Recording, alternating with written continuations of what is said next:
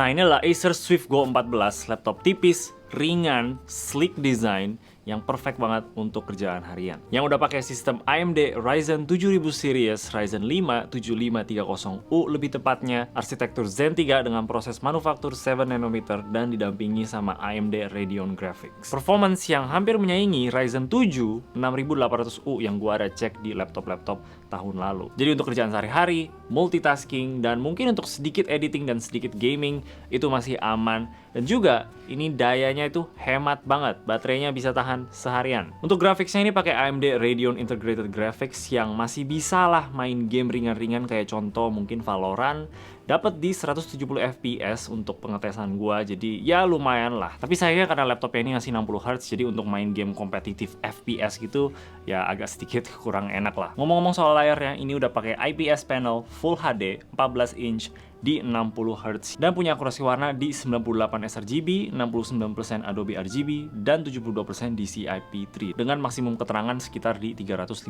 nits.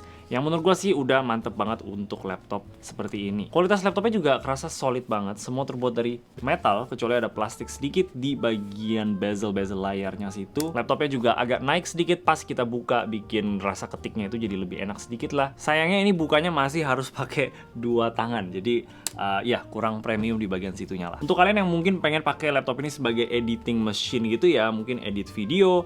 Untuk edit video sih masih bisa di resolusi Full HD. Kalau kita coba edit resolusi 4K kayak yang gua tes, itu agak sedikit susah ya, patah-patah juga. Dan waktu ekspornya juga masih kerasa lama banget. Jadi mungkin pakai video-video yang ringan-ringan aja. Tapi untuk edit foto, kayak edit foto di Lightroom, itu masih aman banget di sini. Dan karena layarnya IPS, jadi itu lebih enak di mata.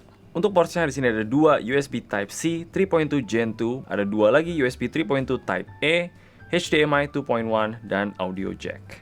Yang gue paling suka di laptop ini tuh adalah keyboardnya yang menurut gue tuh perfect layout dan perfect size, travel dan spacingnya yang enak menurut gue, dan gue rasa sih semua orang bakal suka. Gue cuma nggak suka tipe arrow-nya yang kayak gini aja. Ada tombol power di paling pojok dengan ada fingerprint reader untuk easy login. Trackpadnya ini juga kerasa nyaman, halus di tangan, dan kliknya juga ada rasa satisfying kayak gitu. Jauh lebih bagus dibanding trackpad dari laptop kayak Acer Predator yang gua sejauh ini sih nggak pernah suka. Di bezel atas ada webcam yang bisa 1080p 30 Hz dan menurut gua sih udah pas banget untuk keperluan meeting, Zoom call, dan lain-lain.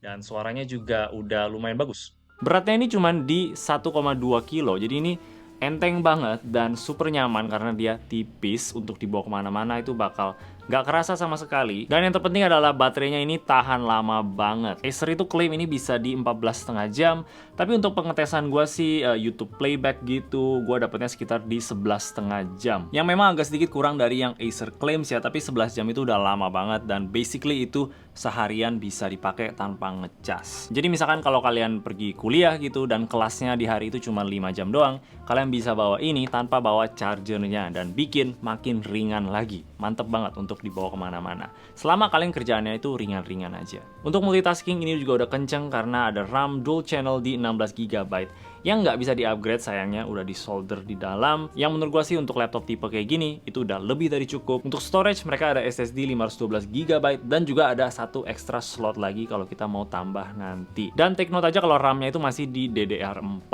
dan SSD-nya itu masih PCIe Gen 3 karena AMD Zen 3 cuman bisa supportnya itu sampai segitu doang. Ini laptop yang basically nggak pernah keluar suara ya pas gua pakai, yang gua cuman pakainya sih ketik-ketik doang. Kalau gua lagi stress test baru memang ada suara kipasnya sedikit yang kira-kira sekitar di 48 sampai 50 dB gitulah. Yang menurut gua sih untuk orang-orang yang pakai ini sebagai kerjaan harian, kantoran atau sekolah gitu, nggak bakal pernah denger suara kipasnya bunyi. Jadi itu mantep banget. Speakernya di sini downfiring dan ya ini speaker apa adanya lah, nggak bagus-bagus banget. Tapi secara keseluruhan untuk kerjaan sehari-hari ini laptop yang udah lebih dari cukup, punya spek yang kuat dan efisien, jadi baterainya itu tahan lama banget. Semuanya itu di harga 11 juta dan ada 3 tahun warranty. Mungkin kalau layarnya ini OLED bakal lebih cakep lagi ya untuk kegiatan multimedia, tapi gue rasa sih nggak banyak orang yang butuh juga dan harganya bakal lebih mahal lagi.